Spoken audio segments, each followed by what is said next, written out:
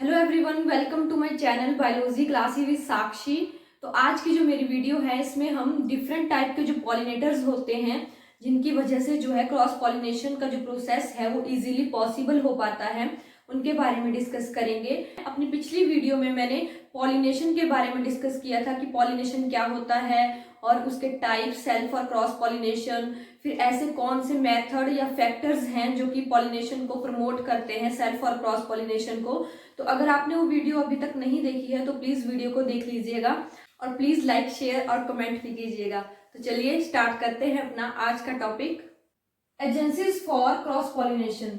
The process of cross pollination requires pollinators as agents that carry or move the pollen grains from the anther to the receptive part of the carpel। Cross pollination का जो process है उसमें क्या होता है, ऐसे agents की need होती है या हम बोल सकते हैं पॉलिनेटर्स की नीड होती है जिनकी हेल्प से क्या होता है, जो पॉलन ग्रेन होता है वो एंथर से स्टिग्मा तक ट्रेवल कर पाता है, या हम बोल सकते हैं उसको एंथर से स्टिग्मा पर डिलीवर किया जाता है। किसकी हेल्प से? इन एजेंट्स की हेल्प से। The various flower traits that attract different pollinators are known as pollination syndromes। Flower के जो है वेरियस ट्रेड्स होते हैं, डिफरेंट फ्लावर के डिफरेंट ट्रेड्स होते हैं, या हम बोल सकते हैं करेक्टर्स होते हैं। जैसे कि एक फ्लावर का कलर अलग होगा दूसरे फ्लावर के कलर से, या डिफरेंट फ्लावर के डिफरेंट कलर्स होंगे, पेटल्स के डिफरेंट कलर्स होंगे, या उनसे जो है जो खुशबू आएगी, या हम बोल सकते हैं कि उनका जो ऑर्डर होगा वो भी डिफरेंट होगा। तो वो क्या करेंगे, नेक्टर सिक्रीट करेंगे। तो उनकी हेल्प से क्या होता है कि पॉलिनेटर्स जो होते हैं वो फ्लावर की तरफ अट्रैक्ट होते हैं। तो इसको क्या बोलते हैं, पॉलिनेशन सिंड्रोम्स। जो ट्रेड्स जो हैं फ्लावर को की तरफ पॉलिनेटर्स को अट्रैक्ट करते हैं उसको क्या बोलते हैं, pollination syndrome. About 80% of all plant pollination is biotic. Of the 20% of abiotically pollinated species, 98% is by wind and 2% by water। 80% जो पॉलिनेशन होती है, या हम बोल सकते हैं मोस्टली जो पॉलिनेशन होती है वो बायोटिक एजेंट्स की हेल्प से होती है, या हम बोल सकते हैं बायोटिक पॉलिनेटर्स की हेल्प से होती है। और जो 20% जो पॉलिनेशन है वो एबायोटिक फैक्टर्स या हम बोल सकते हैं एजेंट्स की हेल्प से होती है। उनमें भी अगर देखा जाए तो 98% जो है विंड की हेल्प से होती है और 2% जो है वाटर की हेल्प से होती है। जो 20% एबायोटिकली पॉलिनेटेड स्पीसीज हैं उनमें 98% विंड से होती है पॉलिनेशन, और 2% जो पॉलिनेशन है वो वाटर से होती है। अगर हम यहाँ पे देखें कि वो डिफरेंट टाइप की एजेंसीज क्या होती हैं जिनसे जो है पॉलिनेशन पॉसिबल हो पाती है, तो एक जो है एबायोटिक एजेंट होते हैं और दूसरे जो हैं बायोटिक एजेंट होते हैं। 20% जो पॉलिनेशन होती है वो एबायोटिक एजेंट्स के द्वारा होती है, और जो 80% पॉलिनेशन होती है वो बायोटिक एजेंट्स के द्वारा होती है। तो एबायोटिक के भी आगे टाइप्स हैं, एनिमोफिली और हाइड्रोफिली। हाइड्रोफिली भी आगे दो टाइप्स की होती है, एपीहाइड्रोफिली और हाइपोहाइड्रोफिली। बायोटिक एजेंट्स को अगर हम देखें तो एक है एंटोमोफिली और दूसरे हैं जूफिली। जूफिली आगे सब डिवाइड हो जाते हैं, या मतलब इनकी सब डिविजन्स हैं, माल्कोफिली, ओफियोफिली, ऑर्निथोफिली, कायरोपेटेरोफिली, मारिमिकोफिली। फर्स्ट टाइप का जो एबायोटिक एजेंट है वो है एनिमोफिली। अगर हम एनिमो वर्ड का मतलब देखें तो उसका मतलब होता है एयर। तो एयर से जो पॉलिनेशन होती है या विंड से जो पॉलिनेशन होती है उसको क्या बोलते हैं, anemophily. It is an abiotic mean of pollination by wind and being non-directional, a wasteful process. During the transit of pollen through wind, a considerable amount of pollen is lost because it never reaches a proper stigma. To stand this loss, anemophilous plants have to produce enormous quantities of pollen. Example of anemophilous plants are maize, grass, jowar, amaranthus, palm, mulberry, cannabis, etc.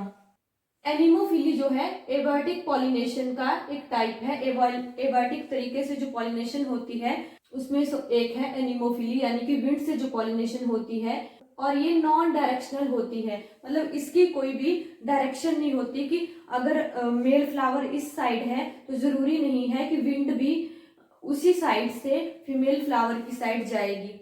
हो सकता है male flower यहाँ हो और female flower इधर हो और wind इस साइड को जा रही है, तो मतलब ये नॉन डायरेक्शनल है, ये किसी डायरेक्शन में नहीं जाएगी, ठीक है। ये वेस्टफुल प्रोसेस है, क्योंकि अब अगर मेल फ्लावर इधर है और फीमेल फ्लावर उधर है और विंड इधर को जा रही है, तो क्या होगा कि जितने भी पॉलन ग्रेन्स होंगे वो वेस्ट हो जाएंगे। वेस्टफुल प्रोसेस है, क्योंकि वो स्टिग्मा तक पहुंच ही नहीं पाएंगे, ठीक। अब इस लॉस की जो क्षतिपूर्ति है उसको पूरा करने के लिए क्या होता है, जो प्लांट्स होते हैं, ऐसे प्लांट्स जिनमें एनिमोफिली होती है, तो उनमें क्या होता है कि इनॉर्मस क्वांटिटीज में पॉलन ग्रेन बनते हैं, मतलब काफी सारे अमाउंट में पॉलन ग्रेन जो है एंथर पर बनेंगे, ताकि चाहे कितने मर्जी वेस्ट हो जाए, कुछ ना कुछ पॉलन जो है मेल फ्लावर से फीमेल फ्लावर तक पहुंच पाए। एग्जाम्पल देखें अगर हम ऐसे प्लांट्स का जिनमें कि विंड की हेल्प से जो है पॉलिनेशन होती है, तो वो है मेज, ग्रासेस में मक्का का जो पौधा होता है उसमें, कैनाबिस, मलबरी एक्सेट्रा में जो है आप इस टाइप की पॉलिनेशन देख सकते हो कि जिसमें जो है विंड से पॉलिनेशन होती है। नेक्स्ट है characteristics of anemophilous flowers.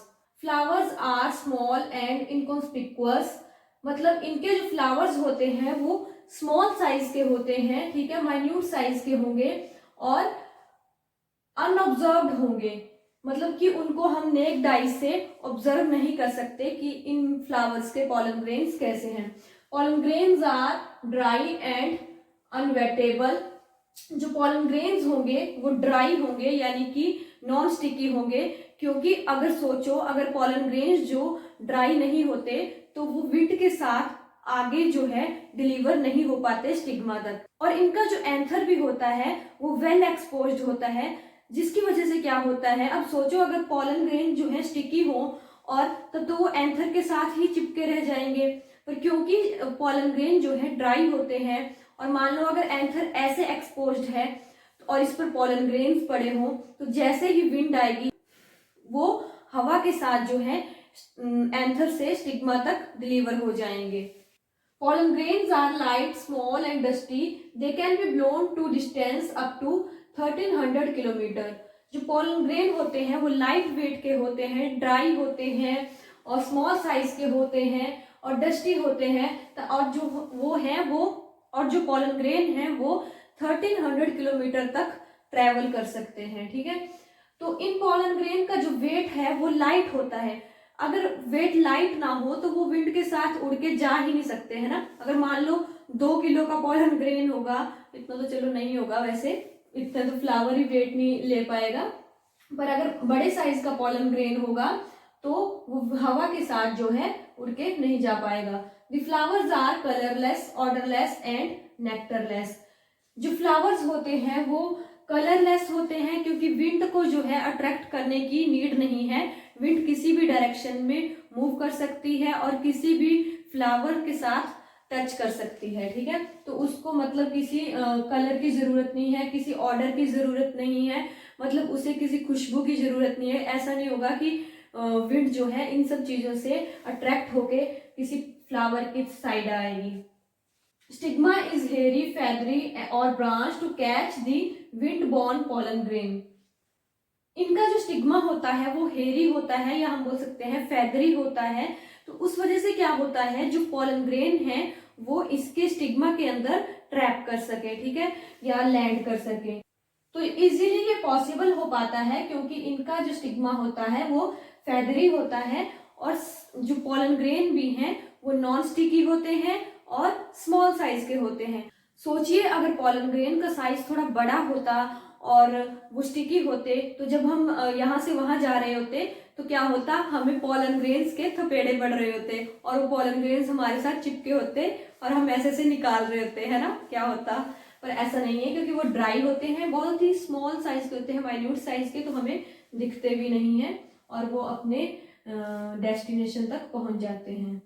Second type की जो एबायोटिक पॉलिनेशन है वो है हाइड्रोफिली। हाइड्रो मीन्स वाटर, तो वाटर से जो पॉलिनेशन होगी उसको क्या बोलेंगे, hydrophily. Pollination by water, the pollen grains are carried by water and when they reach the stigma they coil around it and germinate. ऐसे प्लांट्स जिनमें वाटर से पॉलिनेशन होती है उनको क्या बोलेंगे हम, हाइड्रोफिली। और इनके जो पॉलन ग्रेन्स होते हैं वो वाटर करंट से क्या करते हैं, ट्रेवल करते हैं, या हम बोल सकते हैं कि स्टिग्मा तक पहुंचते हैं और फिर क्या करते हैं, उसके अराउंड एक कॉइल बना लेंगे और जर्मिनेट कर जाएंगे। Flowers are small and inconspicuous, nectar and odor are absent, stigma is long, sticky but unwettable. Hydrophily occurs only in a few aquatic plants, for example Vallisneria, Zostera, Ceratophyllum etc. इनका भी जो flower होता है वो small size का होता है और इजीली ऑब्जर्व नहीं कर सकते आप उसको, और इनमें भी जो है नेक्टर और ऑर्डर जो है अब्सेंट होता है, ना ही नेक्टर होता है इनमें और ना ही कोई खुशबू होती है। इनका जो स्टिग्मा होता है वो लॉन्ग होता है, स्टिकी होता है और अनवेटेबल होता है। Hydrophily occurs only in a few aquatic plants. Hydrophily जो है वो कुछ ही एक्वाटिक प्लांट्स में होती है, जैसे कि वेलिस्नेरिया, जोस्टेरा में जो है वाटर की हेल्प से जो है पॉलिनेशन पॉसिबल होती है। हाइड्रोफिली जो है वो दो टाइप्स की होती है, फर्स्ट है एपीहाइड्रोफिली और सेकंड है hypohydrophily. Epihydrophily is a pseudohydrophily that occurs on the surface of the water. ऐसी हाइड्रोफिली जो कहाँ पे होगी, वाटर के सरफेस पर। अगर ये वाटर है तो इसका जो ये सरफेस है यहाँ पर क्या होगा, एपीहाइड्रोफिली, यह मतलब कि वाटर के सरफेस पे जो है पॉलिनेशन का प्रोसेस होगा, वाटर करंट से जो है पॉलन ग्रेन जो है स्टिग्मा तक डिलीवर होंगे।